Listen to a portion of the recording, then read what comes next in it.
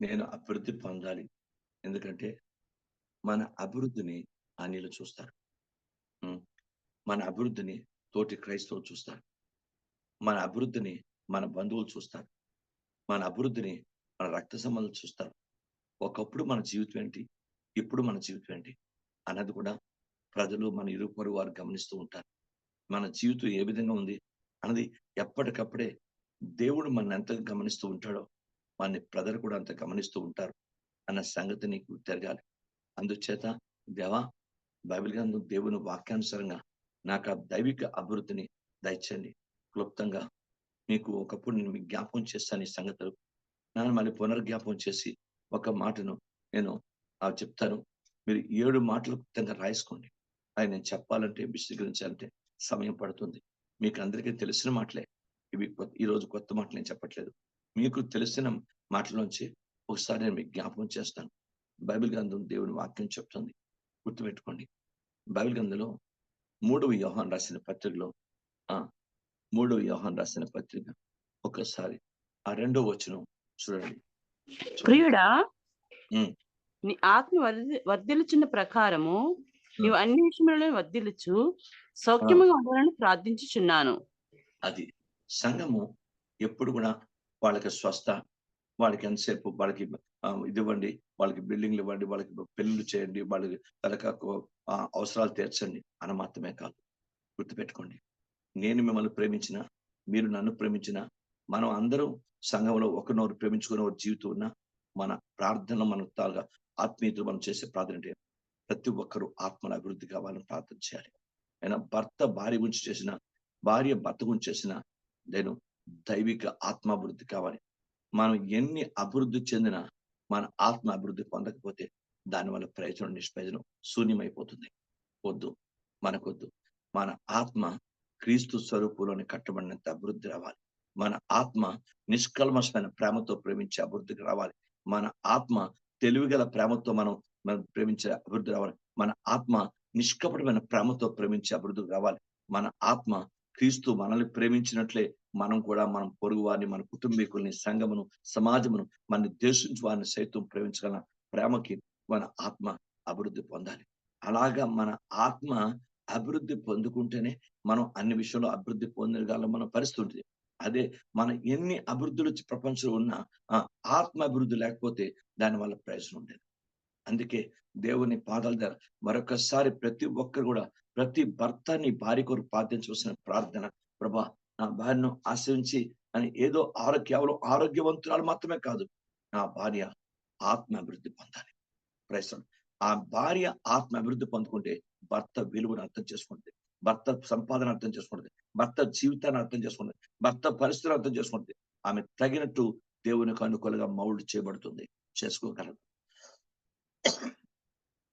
ఒక భర్త తన భార్యను ప్రేమించాలన్నా ఆమె అతని ఆత్మ అభివృద్ధి పొందుకుంటేనే భార్యను ఉన్నది ఉన్నట్టుగా క్రీస్తు వాక్యానుసారంగా ప్రేమించగలడు. Praise the name of Jesus. లేకపోతే ప్రేమించడం అనేది శారీరకమైనటువంటి పరిస్థితిగా మిగిలిపోతుంది. అలా వద్దు. ఏ కుటుంబం కూడా అలా ఆర్టిఫిషియల్ కుటుంబాలు కాకూడదు. ఏదో మన అంటే కుటుంబాలు కాకూడదు.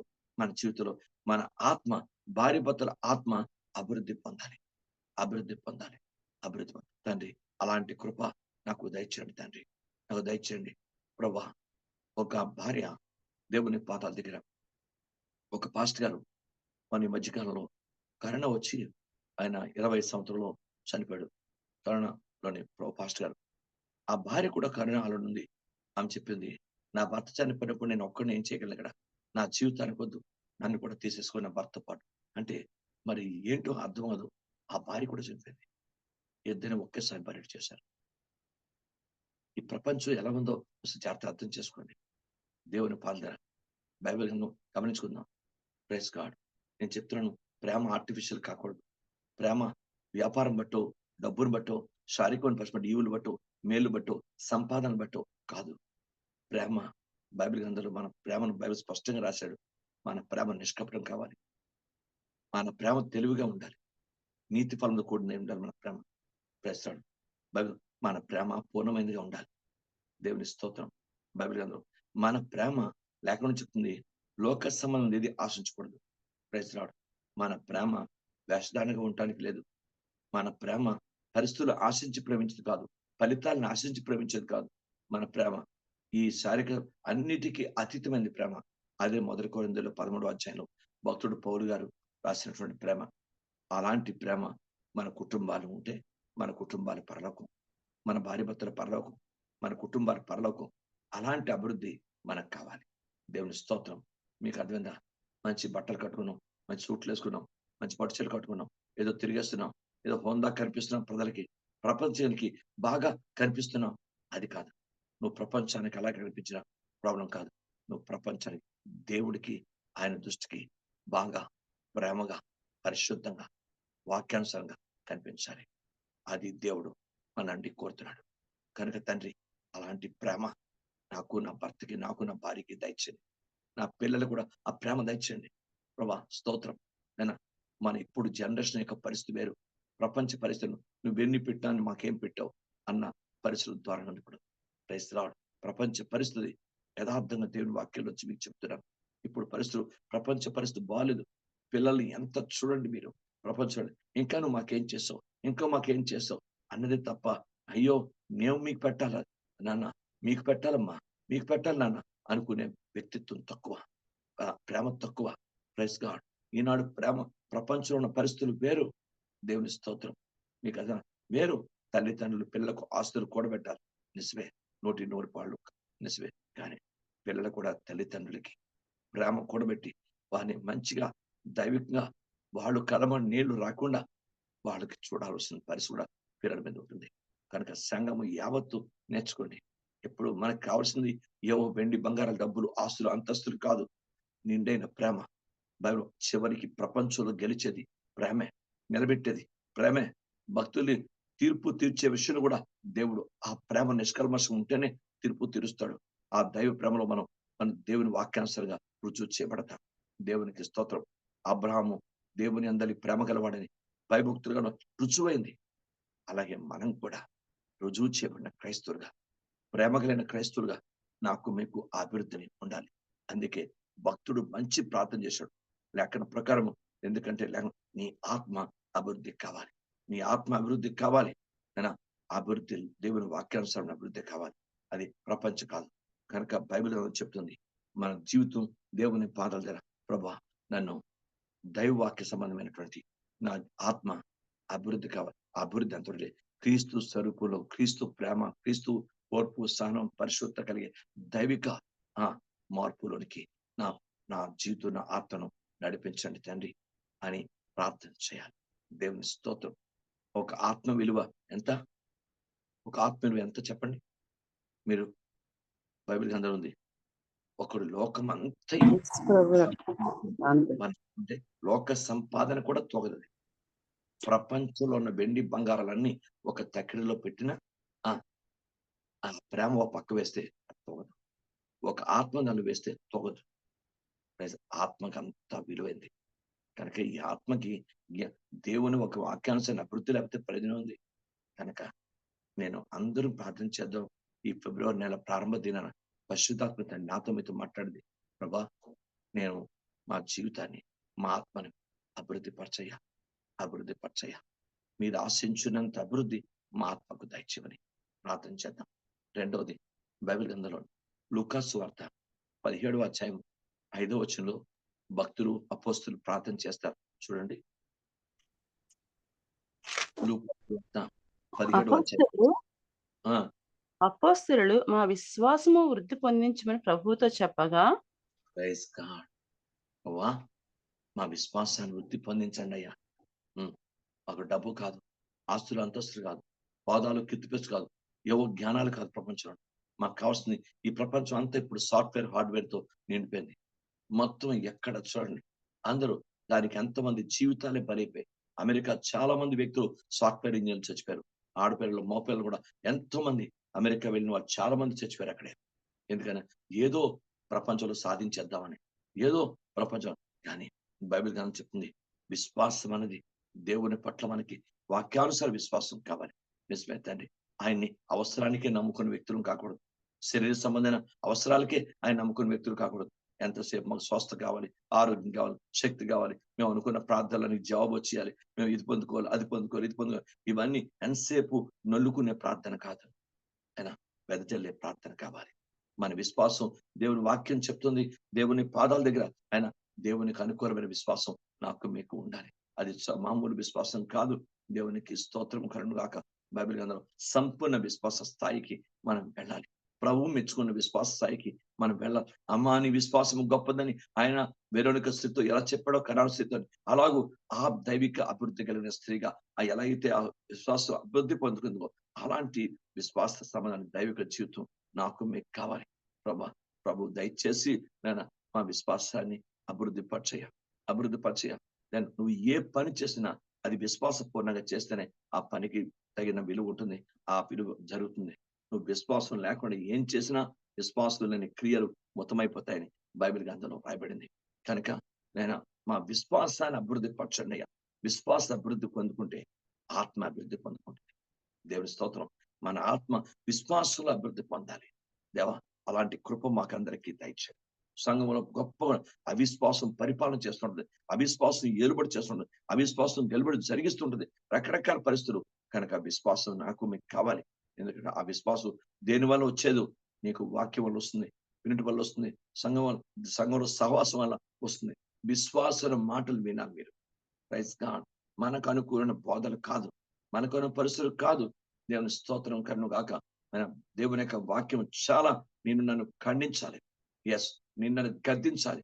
వాక్యంలో ఉన్న శక్తి నాకు మీకు తాకాలి. దేవునికి స్తోత్రం కలుగును గాక. విశ్వాసాన్ని అలా దైవికంగా మనం కూడగట్టుకొని విశ్వాసంతోనే మన జీవితము దేవునికి ఇష్టకరంగా మారుతుంది. ఆయన ఇష్టపడకపోతే మనం ప్రపంచంలో మనం ఎవరు ఇష్టపడినా మనకి ఆశీర్వాదకరం కాదు. దేవుడు మనల్ని ఇష్టపడేటట్టు ఉంటేనే బైబిల్ గ్రంథంలో ఉంది. విశ్వాసం లేకుండా ఎవరు దేవునికి ఇష్టంగా ఉండలేరు. ఇది ప్రపంచం అంతా నా భార్య నన్ను బాగా ఇష్టపడినా, నా పిల్లలు నన్ను బాగా ఇష్టపడినా, నన్ను ప్రభు ఇష్టపడకపోతే ప్రయోజనం ఉండదు. అలాగే నా విశ్వాసం ప్రభు ఇష్టపడేటట్టు ఉండాలి.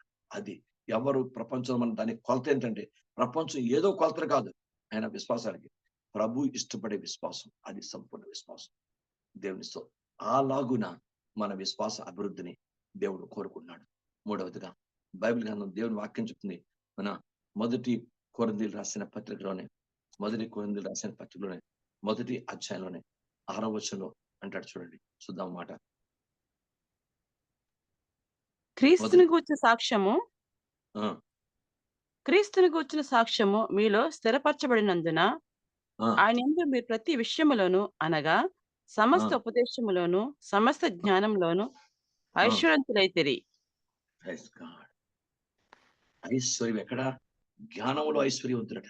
అంటే ఎంత జ్ఞానం అభివృద్ధి పొంది. మన జ్ఞానము శారీరక జ్ఞానం, లోక జ్ఞానం, పనికిమాలిన జ్ఞానం వద్దండి. మీకు అర్థమైందా? జాగ్రత్తగా గమనించండి. ఈనాడు చిన్నపిల్లలు సైతం కూడా పెద్దవాళ్ళ దగ్గర వరకు కూడా ఆయన పనికిమాలిన జ్ఞానం ఎక్కువగా పరిపాలన చేస్తుంటారు. నేనేదో మంచి జ్ఞానవంతుడు అనుకుంటాం. కాదయ్యా, దేవునికి అవమానం తీసుకొచ్చే జ్ఞానం మనకెందుకండి? ప్రైజ్ నీ జ్ఞానం దేవునికి ఇష్టమైంది, దేవునికి అనుకూలమైంది, దేవుడు మెచ్చుకునేదిగా ఉంటేనే దేవుని స్తోత్రం. దేవునికి ఇష్టం లేని జ్ఞానం మనకి ఎంత ఉంటే ప్రయోజనం ఉంది చెప్పండి? వద్దయ్యా. ఈ రోజు దేవుని పాద ప్రభా, అందుకే 2 పేతురు 3వ అధ్యాయంలో 18వ వచనంలో మాట రాస్తారు చూడండి. 2 పేతురు 3:18. 2 పేతురు 3:18. మన ప్రభువును రక్షకుడు యేసుక్రీస్తు అనుగ్రహించు కృపయందును జ్ఞానమందును అభివృద్ధి పొందుడి. ప్రభు యందు జ్ఞానమందును కృప అభివృద్ధి పొందని. ఆ జ్ఞానం దైవ జ్ఞానం. ప్రభువుకు అది 2 బైబిల్ గ్రంథం యాకోబు రాసిన పత్రికలు 3వ అధ్యాయం 17వ వచనంలోనే పరిపూర్ణ జ్ఞానం. అది దైవ జ్ఞానం. పైనుండి వచ్చిన జ్ఞానం మామూలుగా ఉండదు. Praise God. పైనుండి వచ్చే జ్ఞానము మొట్టమొదటి పవిత్రమైనది, తర్వాత సమాధానకరమైనది, మృదువైనది, సులభముగా లోబడినది, కనికరముతోను మంచి ఫలములతో నిండుకున్నది, పక్షపాతమైనను వేషధారణైన లేనిదై ఉన్నది. అది జ్ఞానం. ఆ జ్ఞానం ఎప్పుడు మనం నేర్చుకుందాం. బైబిల్ యాకోబు 3:17లో మనం చేతులుంచి ఈ విధమైన జ్ఞానం నాకు కూడా దయచేయు. నాలో పనికిరాని జ్ఞానాన్ని తీసివేసి, మీరు బాధ కలిగించే జ్ఞానాన్ని తీసివేసి, మీకు అవమానం తెచ్చే జ్ఞానాన్ని తీసివేసి, మిమ్మల్ని దుఃఖపరిచే జ్ఞానాన్ని తీసివేసి, నాయనా ఈ దైవ జ్ఞానాన్ని నాకిమ్మని అడుగుతాం. దేవుని స్తోత్రం కలుగునుగాక. ఈ దైవ జ్ఞానాన్ని నాకివ్వండి ప్రభా. ఎందుకంటే దేవుడు కూడా బైబిల్ గ్రంథంలో ఉంది. క్రీస్తు జ్ఞానవంతుడు. ఆయన దేవుని శక్తియు జ్ఞానమునై ఉన్నాడని మొదటి అధ్యాయం 24 వచనం రాయబడింది. కనుక దైవ జ్ఞానం లేకుండా ఏది అవ్వదండి. దేవుని స్తోత్రం. ఒక్కసారి గమనిద్దాం. ఇప్పుడు నా కొడుకున్నాడు. నా కొడుకు నేను మంచి దైవ జ్ఞానం కలిగిన స్త్రీని చూస్తానా? పిచ్చిదాన్ని, వెర్రిదాన్ని, పనిదాన్ని చూస్తానా? నాకు ఆ మాత్రం ప్రార్థన ఉంటే, తండ్రి నా బిడ్డకు మంచి దైవ జ్ఞానం గల స్త్రీని, మంచి ఆత్మీయంగా ప్రార్థన చేసుకుని దైవికమైన జ్ఞానం గల స్త్రీని నాకు అనుగ్రహించమని, నా బిడ్డకు అనుగ్రహించమని ప్రార్థన చేసుకుంటాను. అలాగే మరి క్రీస్తు కూడా మనల్ని తాను పెండాడబోయే సార్వత్రిక సంఘం ఎలా ఉండాలి? దైవ జ్ఞానంతో ఉండాలి. ఈ ప్రపంచంలో సాఫ్ట్‌వేర్‌లు, హార్డ్‌వేర్‌లు మీకన్నా ఇవన్నీ జ్ఞానాలు తాత్కాలికమైన కడుపు పోషణకు మాత్రమే, తిండి పెట్టేవే తప్ప పరలోకాన్ని నడిపించేవి కాదు ఇవి. Praise the Lord. అవి తిండి పెడతాయి అంతే. ఓ సాలరీ వస్తుంది. ఓ తిండి పెడితే మనకి ప్రపంచం ఈనాడు ఈ లోక అవసరాలు తీరుస్తుంది. అంతవరకే తప్ప అది దేవుని రాజ్యం నడిపించేది. దేవుని రాజ్యం నడిపించేది యాకోబు 3:17. ఆ దైవ జ్ఞానం. ఆ దైవ జ్ఞానంలో అభివృద్ధి నాకు మీకు కావాలి. అలాంటి అభివృద్ధి దేవుడు మనకిచ్చును గాక. ప్రభా నాకు అలాంటి కృప మనకు అనుగ్రహించమని ప్రార్థించండి. ఈనాడు యవనస్తులు గాని, సంఘస్థుల్లో ఉన్న ప్రతి బ్రదర్, సిస్టర్, అందరూ జ్ఞాపకం చేసుకొని, ప్రభా నాకు దైవ జ్ఞానంలో అభివృద్ధిని దయచేయండి. 4 సంగతిని త్వరగా నేను చెప్పి ముగిస్తాను. దేవునికి స్తోత్రం. లేఖనం నుంచి చెప్తుంది మనం మొదటి దశలోనికి రాసిన పత్రికలో 3వ అధ్యాయము 12, 13 వచనాలు చూడండి. మరియు మన హ్మ్. ప్రభువైన యేసు తన పరిశుద్ధులందరితో వచ్చినప్పుడు, ఆ! మన తండ్రైన దేవుని ఎదుట మీ ఆ! హృదయముల పరిశుద్ధత విషయమై అనింద్యమైనవిగా ఆయన స్థిరపరచుటకై మేము హ్మ్. ఎడల ఎలాగో ప్రేమను అభివృద్ధి పొంది వర్ధిల్లుచున్నామో, అలాగే హ్మ్. మీరును ఒకని ఎడల ఒకడు మనుషులందరి ఎడలను ప్రేమను హ్మ్. అభివృద్ధి పొంది వర్ధిల్లినట్లు ప్రభువు దయచేయును గాక. Praise God. యేసుక్రీస్తు రాకడ కావాల్సింది ఏంటంట? హుహు. ప్రేమ అభివృద్ధి కావాలి. Praise God. దేవునికి స్తోత్రం. బైబిల్ గ్రంథంలో స్పష్టంగా ఉందండి. ఆయన రాకడ కొరకు ఎలాంటి దైవిక విషయాలు, దైవిక అభివృద్ధి కావాలో లేఖనాలు స్పష్టపరుస్తున్నాయి. ప్రేమలో మనకు అభివృద్ధి కావాలి. యెస్. మన ప్రేమలు అందరి 100కి 90% ఈనాడు శారీరకమైన ప్రేమలు ఎక్కువగా. Praise the Lord. ఎక్కువగా అవే ఏలుబడి చేస్తుంటాయి. కాదు. మీరు క్రీస్తు మనల్ని అందుకే లేఖలో రెండోసారి కూడా ప్రభువారు లూకా యోహాను సువార్త 13:34లో చెప్తాడు. మీకు నేను కొత్త ఆజ్ఞ ఇస్తున్నట్టు కొత్త ఆజ్ఞ కూడా ప్రేమే. కొత్త నిబంధన కూడా ప్రేమే. కొత్త ఆజ్ఞ కూడా ప్రేమే. ఆత్మ ఫలాలు కూడా మొట్టమొదటిది ప్రేమే. ఏదైనా సృష్టిలో ప్రేమే. Praise the Lord. దేవునికి స్తోత్రం. జాగ్రత్తగా మీరు బైబిల్ గ్రంథాన్ని నేర్చుకోండి. మీకు అర్థమైందా? నాకైనా మీకైనా ప్రభా ఆ ప్రేమలో అభివృద్ధిని మాకు మా ప్రేమ నిష్కపటమైన దానిగా, మా ప్రేమ తెలివితోను, మా ప్రేమ జ్ఞానంతోను, దైవవాక్య సంబంధమైనటువంటి క్రియలతోను ఉండటానికి సాయం చేయ ప్రభా.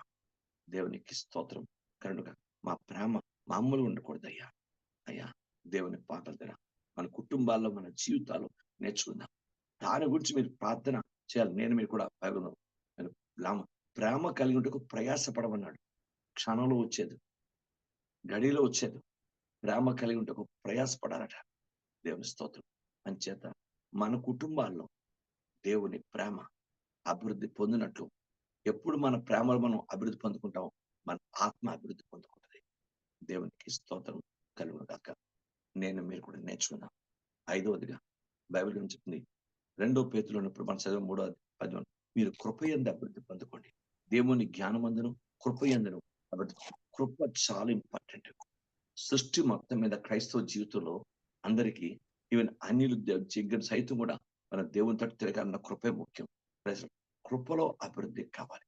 నేను మీకు కొన్ని కృపలు నేర్పించాను. బైబిల్ గ్రంథంలో చెప్పాను. మీకు ఎంతమందికి గుర్తుందో నాకు తెలీదు. లేఖనాలు శాశ్వత చెప్తుంది. కృప, నిత్య కృప, సత్య కృప. యెస్. బైబిల్ గ్రంథంలో నిత్యమైన కృప, అయినా సత్య కృప, శాశ్వత. దేవుని ఆ! శాశ్వతమైన కృప. బైబిల్ గ్రంథం చెప్తుంది. ఈ కృపలో దేవుడు మనకి ఇచ్చాడు. ఆ కృపలో మనం అభివృద్ధి పొందాలి.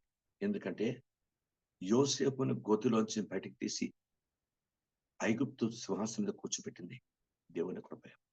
దేవుని స్తోత్రం. సౌలుని పౌలునిగా మార్చింది దేవుని కృప. దేవుని స్తోత్రం. బైబిల్ గ్రంథాన్ని పరిశీలించండి. ఎస్, ఒక సాధారణమైనటువంటి ఆయన ఒక సైనికుడు లేక రాజ్య భటు, ఆయన ఏదైనా రాజు ఆస్థానంలో ఒక సాధారణమైన ఉద్యోగి, ఆయన అలాంటి ఆయన ద్వారపాలకుడు, అలాంటి వ్యక్తి 127 సంవత్సరాలకు ప్రధానమంత్రి అన్నాడు వద్దకే. అది దేవుని కృపాలనే. క్రైస్తలాడు ఒక సాధారణ స్త్రీ, తల్లిదండ్రులు లేని అనాథ, బొద్దెగ ధర పెంచబడిన అనాథ ఎస్తేరు ఆమెను రాణి అంత స్థాయికి తీసుకెళ్ళింది దేవుని కృపే. ఈ సృష్టి మొత్తం మీద ఒక వ్యక్తిని ఉన్నత రాజ్యంలో, ఉన్నత స్థానంలో యేసుక్రీస్తు పెండి కుమార్తెగా యేసుక్రీస్తు ప్రక్కన కూర్చుని పెట్టేది కృపే. బైబిల్ గ్రంథంది. ఆఖరిగా ఆయన లేఖనం అక్కడ చెప్పిన మాట ఏంటంటే, ఆయన లేఖనం చెప్తుంది ఆయన కృపను తీసుకొస్తాట. ఎప్పటి వరకు మనిషి జీవితంలో ఇచ్చిన కృప వేరు. Praise God. ఆయన కృపను తీసుకొస్తున్నాడు సంఘానికి, ప్రపంచంలో సార్వత్రిక సంఘానికి, ప్రజలకి తీసుకొచ్చే 3 విషయాల్లో ఒకటి కృప, బహుమానం, జీతం. ఈ 3 తీసుకొస్తాడు. దాంట్లో కృప బైబిల్ ఆయన ప్రక్కన కూర్చుని పెట్టేది. నేను ఆ కృప, ఆ జీతం ఏంటి? ఆయన ప్రక్కన ఆయన ప్రజలు ఎంత పనితో శ్రమించామో, ఎంత కష్టపడ్డామో, ఆ పనికి జీతం ఏంటంటే ఆయన ప్రక్కన కూర్చొని వేయండి పరిపాలన కూర్చుండేది. Praise lord. ఆయన బహుమానం, అంత దైవిక బహుమానం, సంపూర్ణ బహుమానం ఏంటంటే ఆయన ప్రక్కన కూర్చుని పెట్టేది. ఆయన 1000 పరిపాలన మన ఉంచేది.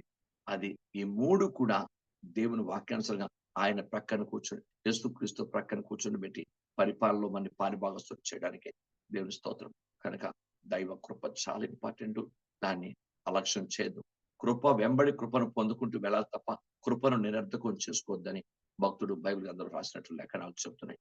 కనుక ఏదైతే కృపను పొందుకున్నావో సంఘములో గాని, దేవుని పరిచయలు గాని, కృప అన్ని విషయాలు గాని, ఎక్కడ ఆ కృపను నిరర్ధకం చేయొద్దు. నీకు బాగా మంచి వాక్యం ధ్యానించడం నీకు వచ్చు, దాన్ని కంటిన్యూ చేయి. వాక్యం చదవడం నీకు వచ్చు, కంటిన్యూ చేయి. లేక ఇతరులను ప్రేమించడం నీకు వచ్చు, కంటిన్యూ చేయి. ఇతరులను ఆదరించవచ్చు, కంటిన్యూ చేయి. ఏదైనా వాక్య ప్రకారం నీ జీవితంలో ఆయన దేవుడిచ్చిన కృప నీ కుటుంబంలో, సంఘంలో, సమాజంలో ఏదైనా దేవుడి కృప దాన్ని సార్థకం చేసుకొని కృప వెంబడి కృపను పొందుకుంటూ మనం ముందుకు వెళ్ళాలి తప్ప కృపను నిరర్ధకం చేసుకోవద్దు. ఉన్న కృపను పోగొట్టుకునే తెలివితేటలు మనకొద్దు. కృపను సార్థకపరుచుకుని అభివృద్ధి పొందుకునే తెలివితేటలే మనం కలిగి ఉంటాం సంఘంలో. దేవునికి స్తోత్రం. ఆరోదిగా బైబిల్ 84వ కీర్తన 7వ వచనం చూద్దాం. దేవుని స్తోత్రం. 84వ కీర్తన 7వ వచనం క్లుప్తంగానే మీకు చెప్పి ముగిస్తున్నాను. దేవుని స్తోత్రం. ఉదయకాలం పరిశుద్ధాత్మ తండ్రి నాకు ప్రేరేపించిన మాటలు ఆయన ఉదయకాలం చూడండి. వారు నానాటికి బలాభివృద్ధి నందొచ్చు ప్రయాణము చేదురు. నానాటికి బలాభివృద్ధి కావాలి. బైబిల్ గ్రంథం ఉంది. ఆత్మ బలం కావాలి, వాక్య బలం కావాలి, ప్రార్థన బలం కావాలి, కృపా బలం కావాలి, మన కుటుంబ బలం కావాలి, దేవుని వాక్యానుసారం దైవిక బలం మనకు కావాలి. బలాభివృద్ధి ఉండాలి. దేవుని స్తోత్రం. అది శారీరకంగా మనకి ఈ శారీరకమైనటువంటి బలం మాత్రమే సరిపోదు. శారీరక బలం ఉండాలి కాదండి. ఎందుకంటే జీవితంలో శారీరక ఫిట్నెస్ లేకుండా ఎట్లా ఉండాలి.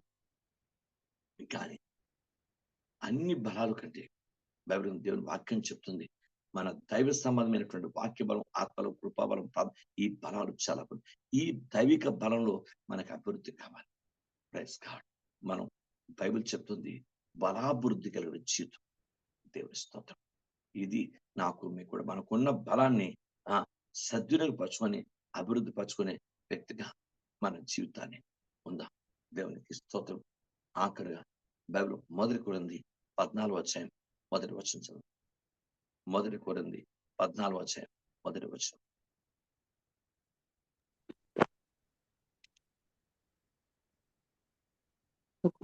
ప్రేమ కలిగినట్టుకు ప్రయాసపడుడి, ఆత్మ సంబంధమైన వరములను ఆసక్తితో అపేక్షించుడి. విశేషంగా మీరు ప్రవచన వరం అపేక్షించుడి. ఎందుకనగా భాషతో మాట్లాడువాడు మనుషులతో కాదు దేవునితో మాట్లాడుచున్నాడు. మనుషుడు ఎవడునో గ్రహింపడు గాని వాడు ఆత్మ వల్ల మర్మములు పలుకుచున్నాడు. క్షేమాభివృద్ధియు హెచ్చరికయు ఆదరణయు కలిగినట్లు ప్రవచించువాడు మనుషులతో మాట్లాడుచున్నాడు. క్షేమం అభివృద్ధిగా ఉండాలి. మన క్షేమం ఎప్పుడూ అభివృద్ధి ఉండాలి. బైబిల్ గ్రంథం ఉంది. ఎవరిని అడుగుతున్నాం, ఎవరిని మనం ఈ ప్రపంచంలో మనం ఏ బంధువు గాని, రక్త సంబంధి గాని, స్నేహితులు గాని, తెలిసిన వాళ్ళు గాని, ఏ సేవకులు గాని, దేవుని బిడ్డలు గాని ఎవరికైనా "ఏవండీ బాగున్నారా? క్షేమంగా ఉన్నారా?" అని అంటాం గాని, "చక్కగా ఉన్నారా? లావుగా ఉన్నారా? ఏంటి సన్నగా ఉన్నారా?" అనం కదా! అనం. ఎవరు కూడా బాగున్నారా? అంటే క్షేమం అన్నది ఇంపార్టెంట్. Praise the lord. కుటుంబం క్షేమం దేవుడికి కావాలి. మన కుటుంబం క్షేమంగా ఉండడమే ప్రభువుకి కావాలి. భార్యాభర్తలు ఆత్మీయంగా క్షేమంగా ఉండాలి. ఆత్మీయ క్షేమం రాకుండా శరీర క్షేమం దేనికి ప్రయోజనం? ఆత్మీయంగా క్షేమం ఉండాలి. మానసికంగా క్షేమం ఉండాలి.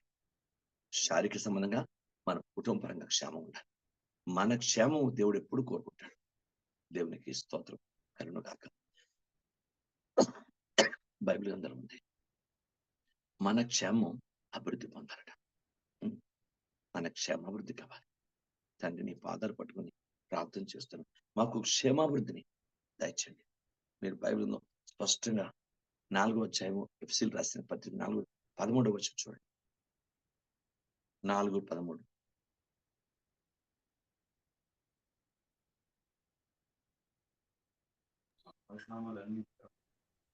ఎఫెసీ 4:13 చూడండి. ఉందా? 4:13. హ్మ్. పరిశుద్ధులు సంపూర్ణులగునట్లు ఆ! క్రీస్తు శరీరము క్షేమాభివృద్ధి చెందుటకును, ఆ! పరిచర్య ధర్మము జరుగుటకును ఆయన కొందరిని అపొస్తలుగాను, కొందరిని హ్మ్. ప్రవక్తలుగాను, కొందరిని సువార్తికులుగాను, కొందరిని హ్మ్. కాపరులుగాను, ఉపదేశకులుగా నియమించాను. Praise the lord. ఈ ఫైవ్ ఫోల్డ్ మినిస్ట్రీ గొప్ప క్షేమాన్ని కలుగజేస్తుంది. సంఘము క్షేమాభివృద్ధి కలుగుట. దేవుని స్తోత్రం. బైబిల్ గ్రంథంలో ఉంది. సంఘము ఎంత మంచి మాట ఇది. ఏనా? పరిశుద్ధులు సంపూర్ణులగునట్లు క్రీస్తు శరీరం అంటే ఏంటి? సంఘం. క్రీస్తు శరీరము క్షేమాభివృద్ధి చెందుటకును, పరిచయ ధర్మం జరుగుటను ఆయన కొందరిని అపోస్తులుగాను, కొందరిని ప్రవక్తలుగాను, కొందరిని సువార్తికులుగాను, కొందరిని కాపరులుగాను, కొందరిని ఉపదేశకులను నియమించారు. అందరికీ ప్రాధాన్యత ఇచ్చాడు. అన్ని ఈ జరుగుతున్న ప్రతి పార్ట్ కూడా ఇంపార్టెంట్. ఫైవ్ ఫోల్డ్ మినిస్ట్రీ అంటారు దీన్ని. కనుక అన్ని అభివృద్ధి కూడా కావాలి. అలాగే సంఘము క్రీస్తు శరీరము ఎప్పుడు అభివృద్ధి కలిగి ఉండాలి. క్షేమము మన క్షేమం అభివృద్ధి కావాలి. దేవునికి స్తోత్రం. నేను మీరు కూడా మన ఆత్మీయ క్షేమం, వ్యక్తిగత క్షేమం, కుటుంబ క్షేమం, సంఘ క్షేమం, ఆ, ఇవన్నీ ఆత్మీయంగా శారీరంగా మనసున క్షేమం కలిగి ఉండాలి. దేవునికి స్తోత్రం కలుగును గాక. ప్రభువుతో మనం ఉన్నంత కాలం, ప్రభు మనతో ఉన్నంత కాలం, ప్రభు మాటలు మనలో ఉన్నంత కాలం, ప్రభు యొక్క వాక్యం మన జీవితంలో పరిపాలిస్తుంది కాలం, ప్రభు ఆత్మ మనల్ని పరిపాలిస్తుంది కాలం, ప్రభు యొక్క సంపూర్ణ చిత్తంలో మనం ఉన్నంత కాలం మనకు ఈ అభివృద్ధి, ఈ క్షేమం ఉంటుంది. ఎప్పుడైనా ఆయన రెక్కలు దాటామా, లేక ఆయన వాక్యాన్ని దాటామా, లేక ఆయన పరిశుద్ధాత్మను పెడచెవిని పెట్టావా, ఆయన పవిత్రమైన మాటలను పెడచెబెట్టాం, అప్పుడు నీకు క్షేమము దూరమైపోతుంది. క్షేమము దూరం అవుతుంది. జాగ్రత్తగా గమనించాలి. అపోస్తులైనటువంటి పౌలు గారు, పేతురు క్షమించండి. ఆ యొక్క ఇస్కరియోతు యూదా అపోస్తుడుగా తాను ఉన్నంత కాలం, దేవుని దృష్టికి సంఘములో ఉన్నంత కాలం, అపోస్తులత్వంతో లేక యేసు ప్రభుతో ఉన్నంత కాలం వాని క్షేమము చాలా బాగుండేది. ఎప్పుడు ప్రభువును విడిచిపెట్టాడో వాని పతనం స్టార్ట్ అయిపోయింది. క్షేమం లేదు ఇంకా. చాలా భయంకరంగా ఉంది. Praise the lord. బైబిల్ గ్రంథాన్ని పరిశీలించండి. దేవుని వాక్యంలో సత్యం. హల్లెలూయా. కనుక దేవుని వాక్యం చెప్తుంది. ఆయన శరీరాన్ని, ఆయన వాక్యాన్ని, ఆయన సహవాసాన్ని, ఆయన పరిశుద్ధాత్మను, ఆయన చిత్తాన్ని మనం ఎప్పుడు పక్క పెట్టకూడదు. క్షేమం దూరం అవుతుంది అప్పుడు. నీ ఆత్మీయ క్షేమం, శారీరక క్షేమం, మానసిక కుటుంబ క్షేమం దూరం అయిపోతుంది. ఆయనతో సహవాసం ఉండి, ఆయన సహవాసంలో ఆయనతో మనం సహవాసంలో ఉన్నంత కాలం క్షేమంగా ఉంటాం. ఆయన కాపుదలలో మనం ఉంటాం. ఆయన భద్రతలో ఉంటాం. ఆయన దూరమయ్యామా నాకు వేరుగా ఉండి మీరేమి చేయలేరు.